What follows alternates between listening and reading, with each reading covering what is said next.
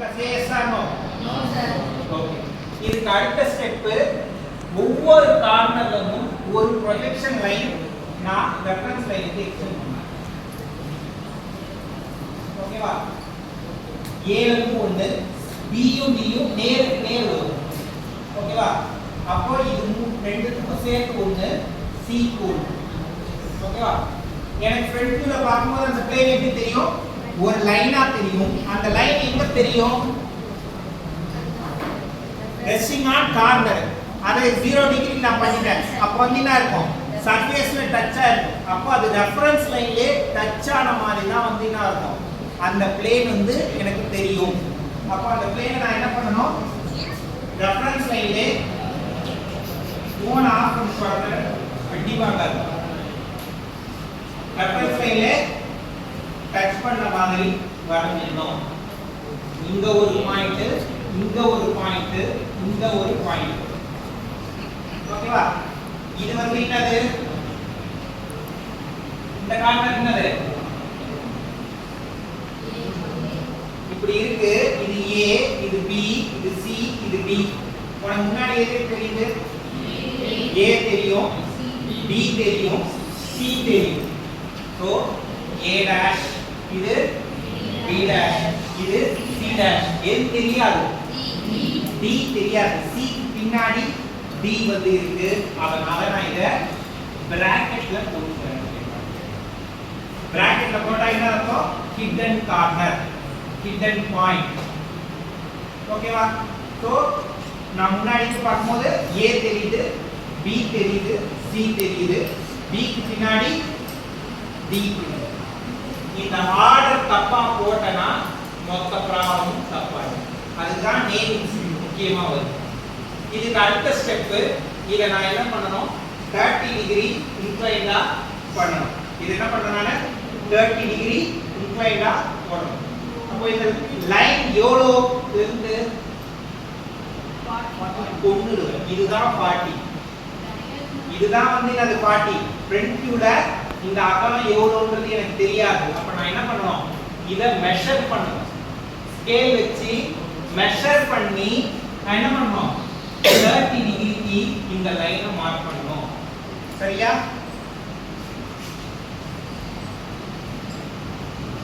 30 டிகிரிக்கு இந்த லைனை நான் வந்து என்ன பண்ணனும்?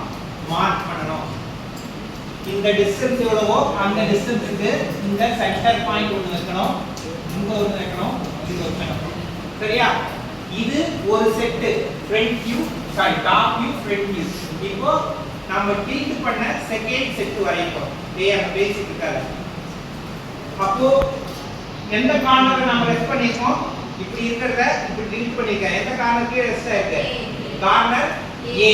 அப்போ இது வந்து A1 dash. ஏனா இது செகண்ட் செட். A1 dash. இது வந்து என்ன வரும்? B1 dash. இது C1 dash. இங்க B1 dash. இது இப்படி இருக்கிறத நான் அப்படியே டில்ட் பண்றேன். அப்ப எனக்கு A தெரியும், B தெரியும், C தெரியும். அகைன் D தெரியாது. சரியா? இப்போ கீழ மேல இருந்து பார்த்தா எப்படி தெரியும்ங்கறத நான் வரையணும். அப்ப நான் எந்த அகலத்துக்கு வரையணும்? இந்த அகலத்துக்கு வரையணும். எந்த ஹைட்டுக்கு வரையணும்? இந்த ஹைட்டுக்கு வரையணும். ஏனா எனக்கு இதுதான் குறைஞ்சிருக்கே தவிர இது குறையல. நான் மேல பார்க்கும்போது என்ன இருக்கு? இப்படி இருக்கிறத இப்படி டில்ட் பண்ணிருக்கேன். இப்படி இருக்கிறத டில்ட் பண்ணிருக்கேன். அப்போ எனக்கு இந்த அகலம் குறையுது, இந்த அகலம் குறையல. அப்போ நான் என்ன பண்ணனும்? ஒவ்வொரு கார்னர் வந்து ஒரு ஹரிசாண்டல் லைன். இது எல்லாமே 6h. AC ரெண்டும் சேர்ந்து ஒரே லைன். D க்கு ஒரு லைன். அதே மாதிரி இங்க ஒவ்வொரு கார்னர் வந்து ஒரு லைன். A க்கு ஒன்னு, BD ஒரே இடத்துல இருக்கு ஒரு லைன், C க்கு ஒரு லைன். ஓகேவா? இது கிளியர்? இப்போ இந்த Aவும் இந்த Aவும் எங்க கோயின்சைட் ஆகுதுன்னு பார்க்கணும். இது A, இது A1. ரெண்டு மீட் ஆகணும். A1. இது A1 dash. இது B, இது B1 dash. மீட் ஆகணும். B1. இது C, இது C1 dash. மீட் ஆகணும். C1. இது D, இது D1 dash. மீட் ஆகணும். D1.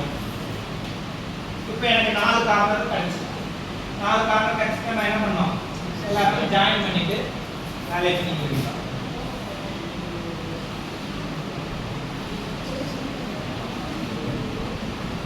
இப்போ இந்த அகலத்தை விட இந்த அகலம் குறைஞ்சிருக்கு ஆனா ஹைட் குறையல சரியா டி வாங்க போறேன்